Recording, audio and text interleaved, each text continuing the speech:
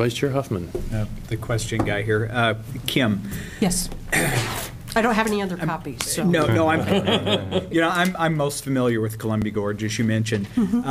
But at Mount Hood, what kind of relationship does Mount Hood have with the Multnomah County or East Multnomah County high schools? Are they fairly integrated at this point? I would say that it always is in flux, but certainly we're very committed not just to the citizens of East Multnomah County. We love going into, Representative Dembro's area too, and working with Portland Public Schools, for example. But having said that, I think one of the ways that we're doing that is looking at new opportunities and collaborations around career pathways, identifying opportunities that start in high school and go all the way up through four-year degrees. And in fact, I'm more than happy to send you some career pathways maps that would show opportunities in healthcare and in manufacturing that start in high school and, again, go all the way up through a four-year degree. That's one example. I also think the federal Perkins dollars help support that collaboration and connection. And so there are new opportunities all the time. And, in fact, on May 15th, Mount Hood will be hosting an all-day event with the career counselors from all of our district's all of our district's high schools to look at career pathway opportunities leading to middle skill jobs and having conversations about how we can provide better services back into the public high schools. So it sounds like there's some collaboration, but it could be stronger. I think collaboration can always be stronger across all facets of all the work that we do. But yes, we're very committed to doing as much as we possibly can, even in these really challenging economic times when we're short-staffed, but so are our local K-12 system. But presently, there are opportunities for high schoolers to earn college credit while they're in high school. Absolutely. Okay. Yes. Yes, Representative Holvey. Thank you, Mr. Chair. Chuck, I really appreciate you coming up again and testifying before this committee and the legislature. And your work in the world of workforce is much appreciated, as it is with others. I just wanted to kind of share, some information that I have. And I don't know if I've shared this with the committee, but we've talked about it.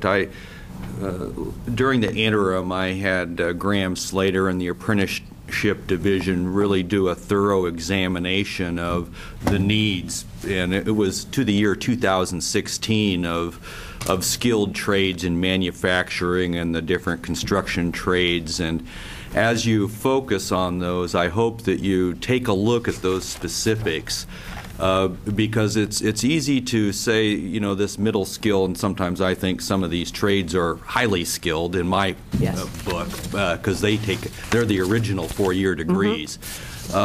But in light of that, there are some trades that actually have a pretty good pipeline of supply of workers, and you always see the electricians mentioned, but when you look at the statistics going to 2016, their pipeline looks like it's ample to meet those demands. But conversely, if you look at some of the other trades like sheet metal, carpenters, cement masons, and you get into auto mechanics and diesel mechanics, and of course nurses is always at the top. You see there is a huge demand. So I don't dispute your figures of the demographics that we have going on, and also of that huge need that we're going to have, especially if this economy starts turning around, which I'm hopeful that it does, as we see the stock market responding to Citibank, and so I've got a glimmer of hope out there. I'd like to spread throughout our economy, but when this economy does turn around with some of these initiatives and stimulus, that demand for the workers is going to be exacerbated. as we see the baby boom generation declining, and we're really not getting the kids into these programs. I just think it's incredibly important that we have that outreach that you folks are looking at, and getting kids motivated. And there's one last point that I just wanted to make, is that funding is always a big issue for training, and we have to do something. And I brought this up to the chair, and of ways that we can get some money, some hard dollars into some outreach with vocational educational opportunities for kids.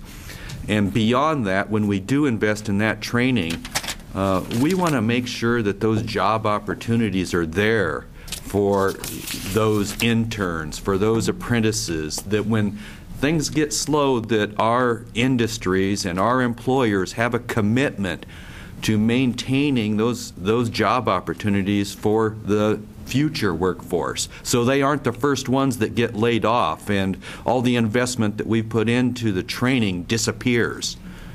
That's a culture that we have to have from industry and business, is that they make that commitment to the upcoming future workforce, that they have those opportunities and try to maintain them. I just wanted to it's kind of been my I guess high horse bully pulpit position, that we really identify those roadblocks, and that we really focus on where the needs are. Thank you. Okay. Thank you very much, Representative Holby.